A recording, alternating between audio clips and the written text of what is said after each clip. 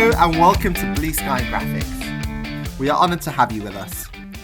Here at Blue Sky Graphics, we are a leading online graphic design school led by industry and expert leading tutors delivering one-to-one online classes.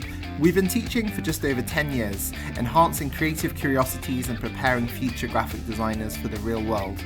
Driven by passion and performance, we are purely dedicated to the art of graphic design. Our website and enrolment registration information can be found at blueskygraphics.co.uk.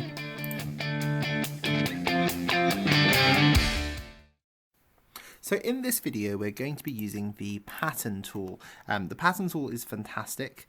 We're taking a photo and we are simply making a pattern and taking the circles and using those circles to make those become that very pattern. So for those that don't know, a pattern is an image or line art that can be tiled repeatedly. A tile is the subdividing of a computer graphics selection into a series of squares and placing them on a layer or within the selection.